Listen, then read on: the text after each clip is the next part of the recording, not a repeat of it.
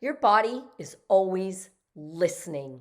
Yes, when you are talking to others, no matter what the subject is, your body is always listening. It's a vibrational field that you are sending out when you are talking. And your body absorbs that which you are talking about. For instance, for many years, I used to start a lot of my sentences with, you know what makes me mad? You know what makes me angry? You know what irritates me? And I would start talking about some story that was centered around that which made me mad or angry or irritated. Your body does not know that that is a story you're telling, something from the past, or it could be something that you anticipate in the future. Your body doesn't know that. It only knows what it is resonating in from your words, absorbing, I should say, from your words. And as you are telling this story, you know what makes me mad, you're creating that vibrational energy and that emotion. Again, your body doesn't know that what you are talking about is not happening right in front of you in the present moment. This past thing or this anticipated future thing that is going to make you mad or something that has made you mad, you're bringing it into the present moment and your body is feeling that as now, right now in this moment.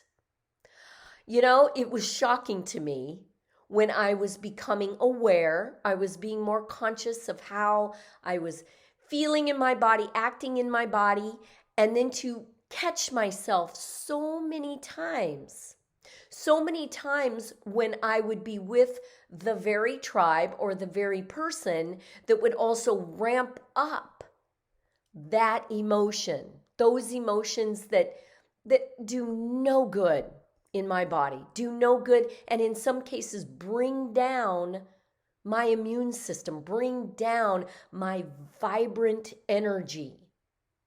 This could be, they're friends. This could be family, friends, close people. And you could get on the subject of politics. You could get on the subject of religion. You could get on the subject of family and whatever. And you can start those sentences with, you know what makes me mad? You know what makes me angry? And immediately it's in your body in that moment. And it is bringing that past in or that future anticipated event into the now, and you are missing the entire gift of peace, harmony, vibrant health, whatever it is, in the moment you are actually in. In the moment where that past thing is gone, where the future isn't here yet, and you're bringing it in and creating it with the talk that goes along with the thinking, that goes along with the beliefs. It is just creating that which you don't want. So many times I did not realize I was walking around on edge, anxious, or even angry, and I was missing out on the present moment with my kids, with a beautiful moment that was happening that was so good. Or I might enjoy it for a minute and then go back to, yep, what makes me mad. And it was all habit. The other thing that we have to be very, very careful of is we have taken so many years to acquire how we speak, how we think, what we believe. We've taken so many years. And we need to be very gentle with ourselves, very forgiving, very loving, very self-care to say, you know what? I was unconscious. I was not aware. I was walking around thinking that I was in control, knew everything, whatever it is, and yet we weren't aware of how we were creating our lives with how we had conversations and what we thought during those conversations, and especially how we felt during conversations. You know, this is why TV and news isn't always good, yet it is good to take breaks. Because when we are talking about being angry or irritated or anxious, we've kicked in that fight or flight system, and it can't shut off. This is what brings down our vitality and our health. You know, it's kind of like we go on diets to take care of our body by refraining from processed food and sugar and fats. Have you ever thought about taking a diet from negative thinking? Going on a fast from putting yourself down? Dieting and restricting how much you are trying to validate yourself from the outside.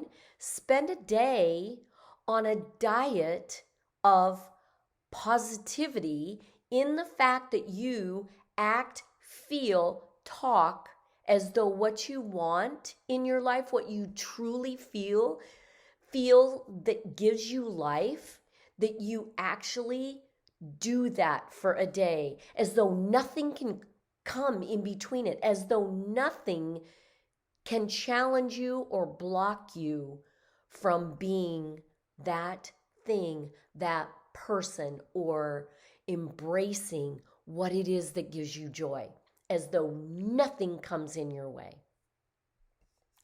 That is a good diet, because our body is not just made up of food that makes it alive. You know, we can just eat and eat and eat and still not be full of life. We can eat all the right foods and still not find joy in life. We can exercise, we can be perfect in our routines of every single thing we put in our body, and still we can feel unhappiness or anger. We've seen people who are perfectly healthy and they drop dead of a heart attack, you know? And then you find out that they were in a bitter divorce or they were angry about something, you know?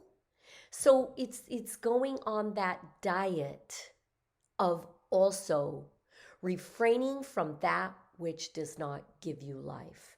That includes talking to others, to yourself, because your body's listening. It's listening, and it doesn't know the reality that's in front of it. It knows the reality it feels by actions and talking. Okay? So take a diet from that which is coming in that doesn't serve your highest good. Go on that diet and treat it like a fast. Go for a day, 2 days, 3 days. And that may mean that you restrict who has access to you.